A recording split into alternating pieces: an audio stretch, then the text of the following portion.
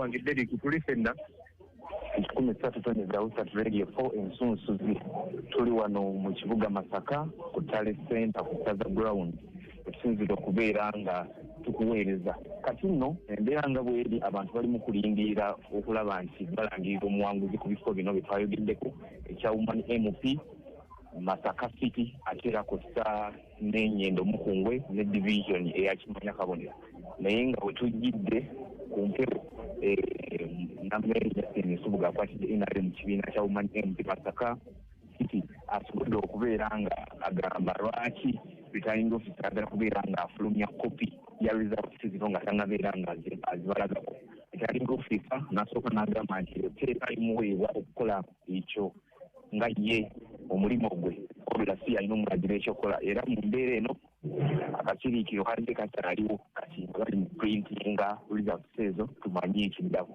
ebina tulikakubeera tutusaako mpolampola nga tusobodde okubeera etambula naye nga bo abawagizi bali wano balindiridde balabe nga balangirira abantu baabwe ku mitendera egyo gyonna okujjukizaako akatono Women MP Masaka City tulinawo Nalwo Rose mu kibiina kya National Unity Platform kusa ne Namere Justin Nsubuga National Resistance Movement kusa Nayonga Sauya Independent ali ku mupiira ne Julius Kakande Nakabulye ali ku muti naye nga mu kaseera kano Nalwo Rose ali kumpira ne Namere Justin Nsubuga ekya Women MP the results zitulinze okubeera nga tufuna ate kutya Ennyendo Mukungwe tulinawo oweekitiibwa Mbataya Ssempuja Nsambu ali ku kaadi ya DF ono ye president wa Democratic Front ali ne Semina Javiira munnakibiina kya National Unity Platform ate era ne Nakitende Rachel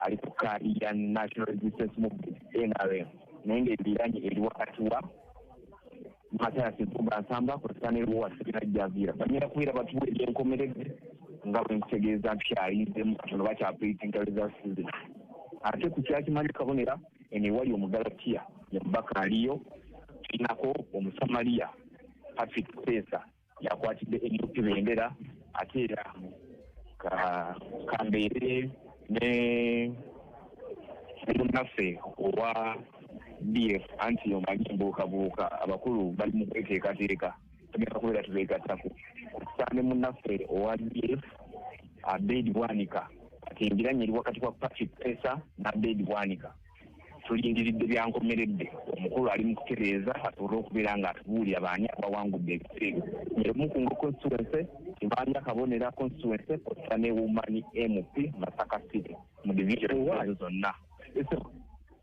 nga yeteeseteese nnyo taakalabedde asobedde oba atiddemu bwakona ku muzindaalo wano akalulu kano lwaki Nammeere akataddeko nnyo eriiso olowooza akalulu kano akataddeko eriiso anti ayagala kuggyawo kiri era wadde anoonya akalulu ng'agamba njagala kuggyawo kiri nti NRM tewangula Masaka kyagala okuggyawo nti NRM baagigoba Masaka era mu kwogera kwe n'abawagizi bw'ategeezezza nti lwaki baagala abantu babakaka kategase. After long spell as dismay, I realized that we've gone through. Thank you for your patience. In the end, we were able to have the results. And as returning officer, Masaka City, I wish to first give you the results from the presidential elections. And that from the presidential elections held in Masaka City, I, Nadul Ahmad Msisi,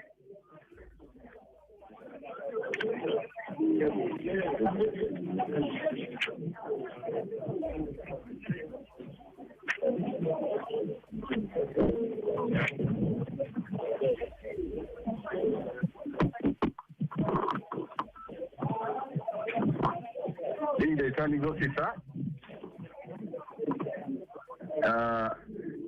for Masaka City Electoral District, having added up the number of votes cast and recorded on each declaration of results form in accordance with Section 56(1) of the Presidential Elections Act, to announce and transmit to the declaration the total number of valid votes cast for candidates as follows. Candidate Bulira Frank Kavinga of the RPP political party got 93 votes. Candidate Kasivanto Robert of NPP got 173 votes. Candidate Chagulanyi Sentamu Robert of NUP got 37,125 votes. Candidate Mavili Joseph of CP got 82 votes. Candidate Mubisha Gregory Muntu Ayera of ANT got 263 votes. Candidate Munyagwa Mubarak Serunga of CMP party got 479 votes. Candidate Nagala Mafari James Nathan of FDC got 176 votes. And candidate Yoweri Tibuhaburwa Kaguta Museveni got 19,708 votes.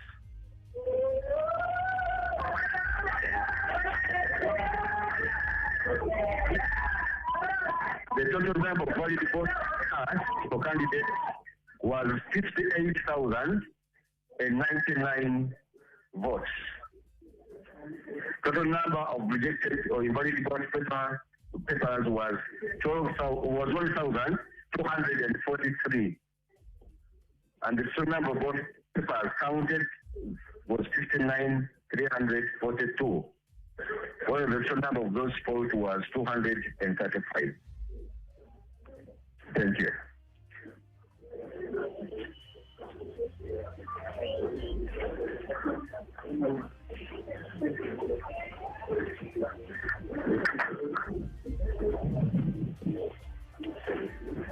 In the election for the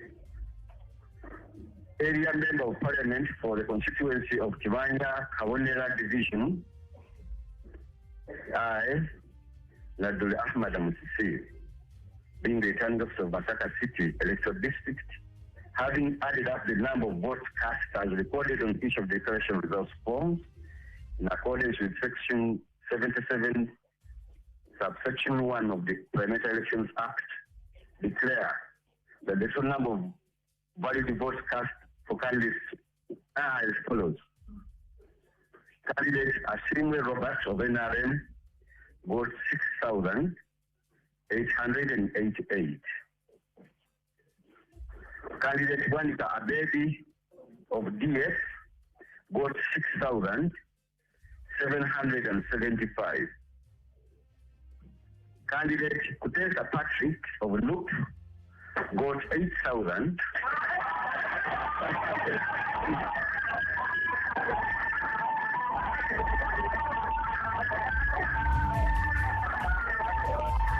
The total number of valid votes cast for candidates was 21,766. Total number of rejected ballots was 4,499. Total number of vote papers counted was 22,265. And the total number of vote papers was 79. Accordingly, as returning officer for Masaka City Electoral District, and in accordance with Section 77(1) of the Parliamentary Elections Act, Cap 177, declare Kutesa Patrick, who has the largest number of votes, the elected candidate for Kimanya Kawonera division.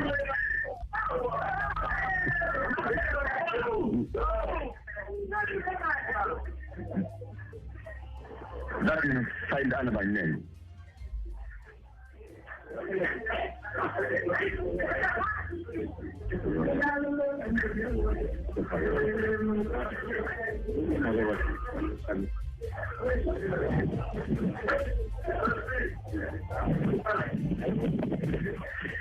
In the election for the District Women Representative Parliament, I, Dr. Ahmad Musisi, being returning officer for Masaka City Electoral District, having added up the number of votes cast as recorded on each of the declaration results form in accordance with Section 72 of the Parliamentary Elections Act, declare that the total number of valid votes cast for candidates was as follows. Nakabuye Juliet Kakande of DF got 6,343. Naluwa Rose of Loop got 25,443. Namere Justin of NRM got 20,324.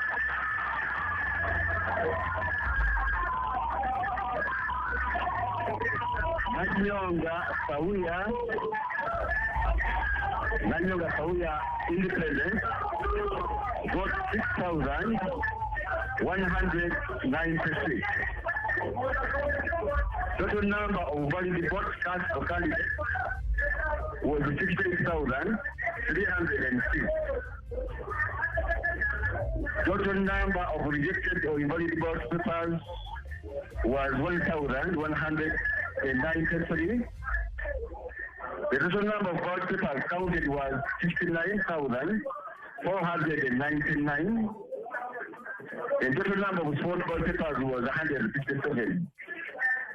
Accordingly, as returning officer from Masaka City Electoral District, and in accordance with Section 72 of the Parliamentary Elections Act, Cap 177, declare Naluwa Rose, who was expected the largest number of votes, to be elected candidate for the 5th woman representative to the Parliament of Masaka City Electoral District.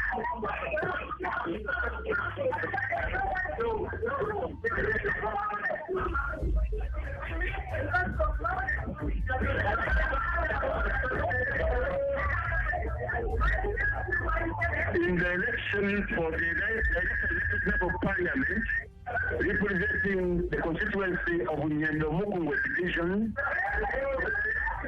I, as returning officer Masaka City Electoral District, having added up the total number of votes cast as recorded on each of the declaration of results form, in accordance with Section 77(1) of the Parliamentary Elections Act, declare the total number of valid votes cast for candidates as follows. Luhoa Selina Javira of Loop got 21,447. Mpuga Matthias of DF got 10,548. Lachtende Rachel of NRM got 4,365. The total number of valid votes cast for candidates was 36,350. Total number of rejected or invalid ballot papers was 686. Total number of ballot papers counted was 37,036 only. The total number of vote ballot papers was 75. Accordingly, as returning officer for Masaka City Electoral District, and in accordance with Section 77(1) of the Parliamentary Elections Act, Cap 177, declare Luhoa Selina who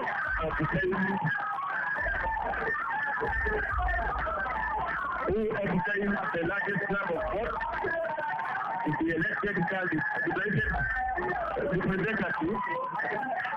representative for Nyendo Mukungwe Division constituency, Masaka City Electoral District. Thank you.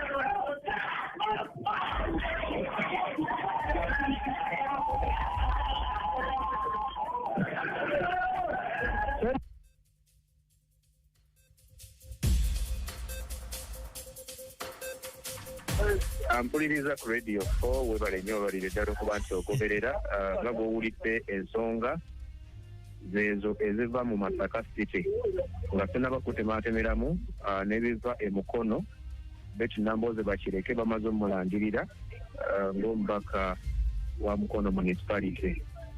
So ge mawulire ago agakanyingirawo kati.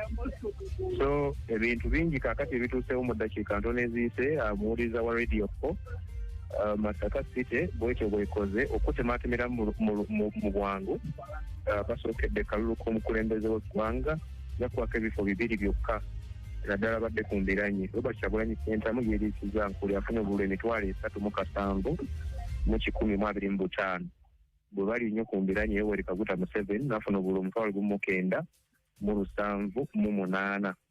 So NUP bwekyo bwekoze ku ky'omukulembeze w'eggwanga mu Masaka City yonna. Tugenze ku division n'ekifo ky'omubaka omukyala akiikirira Masaka City. Masaka City ekifo ky'omubaka omukyala kiwanguddwa NUP. Kino kibaddeko ebibuuza bingi oluvannyuma lw'okuba nti omukyala Nammeere Justine abadde n'ensonga nnyingi okuva lw'akedde nga bongerayo aleetedde akalulu kano okuba nti kalangibwa mu ssaawa zino nga zitunukkiriza okwera 10 naye ebigenza okudda nga Rose Nalubowa wa NUP afunye obululu 20,054 ate Nammeere badde nnyo ku mbiranye n'afuna obululu 2,300 n'obugwamu. Kakande abadde mu kifo kino afunye obululu 6,343 ekitegeeza nti bamukubye DF ekyo nebanga Umane MP Masaka City guseeyo bwekyo. Bwetugenze ku division yakimanya kabonera Abedi Bwanika agibaddemu afunye obululu 6,775 owa DF naye akubiddwa kubanga Patrick Kutesa afunye obululu 8 n'obugwamu ate Asiimwe n'afuna obululu 13,888 owa NRM. NUP era ekifo kino ekyakimanya kabonera nebanga ekyeddiza jjukira nti ebadde nakyo wadde nti Abedi Bwanika yali yava mu kibiina kino ate n'agenda mu kibiina ekya naye mu 2021 NUP era ebadde yawangula ekifo kino. Tugambe nti ekyeddiza okukijja ku DF ebadde yakitwala nga ekisanja kiggwako. Munyendo Mukungwe Lubowa Serina gy'aviira afunye obululu 2,147 NUP era neyeettiza ekifo ekyo ng'ekijja ku Mathias Mpuuga pulezidenti wa DF oluvannyuma lw'okuba nti yakibaddemu wadde ng'era yali yakiwangulira ku NUP kyokka n'akyuka nakyo n'agenda nakyo mu DF naye Mpuuga afunye obululu 1,548. So ekitegeeza nti mu Masaka City ebifo byonna NUP ebyetisse n'ebitwala ebenga ekiikirira abantu mu Parliament ate ne ku kifo ky'omukulembeze w'eggwanga nawo bannamasaka basazeewo ne bagamba nti NUP Kyagulanyi gwe tulabamu essuubi eryokulaba nti kati lwobanga otunuulidde Masaka yonna eyawamu NUP engeri gyekozeemu ng'ogasseeko ne Masaka District kubanga NUP era yina ekifo ky'omubaka omukyalo wa Masaka District yonna Namutaawe Joan yafunye obululu 6,000 so nga ate era ku kifo newankubadde ekyo yakiwangudde ate teyakoze bulungi ekifo kya Bukoto East Ronald Evans Kanyike baamukubye ku bululu 69. NRM yamugyeyo Sara Kityo ku bululu 89. Kyokka ate ku Bukoto era Bukoto Central nawo tebakoze bulungi kubanga Sebamala yabawangudde. Baddeyo n'abantu babiri Kalinzi Ntamu ate n'oli yakwakkula flag eyabendera bonna babakubye n'enkoona naye nga babagasekanywa. So NUP oyinza okugamba nti Masaka yonna eyawamu efunyeyo ebifo ebiwerako Masaka City Gate 30 ne Masaka District nefunayo ekyawuma n'MP Namutawe J1 so kitegeeza nti NUP oba oliawo Masaka bwekyo bwekoze nga kyekoze bubi nnyo research naye nga bwe bityo bwetambudde. Muganda wange Munakabanga. Yes, Peterson. Nga ngendo kwerekereza kiri wano ku Pale Center Kololo. Esebo. Embeera eriweraga nti kirabika nga tujulidde okufuna results era budde bwa kiro kubanga oyinza ogamba tuli mulumbe twatuuka twazze kukungubaga teri kanyego teri kitambula n'ennyonyi ebadde ereeseewoko ku mbeera naye emaze n'egenda kale kwegamba tuli awo mu kiyongobero tulinze balangirire ebintu naye tetunnaba kulabawo sayini yonna eraga nti banaalangira results mu ddakiika entono eziddako wabula tukyalina essuubi nti mu ssaawa ennyingi eziddako bajja tuwa results eziva mu Kampala naye nga sooka tebalina muntu yenna gwe balangiridde era omuntu yenna akugamba nti gundi awangudde mu Kampala abaera alimba kubanga nze ali ku ground kyendaba kyo kiraga nti bakyagatta ate nga kindi n'okubanga bakyalina results endala ze balinda okuva gye zaalondeddwa okutuuka naye ng'embeera y'obwetyo bweri ate kinambooze mukono naye bankakasiza wano nti bamaze okulangirira wadde nti ate tutegedde nti waliyo ne kiyagaasi.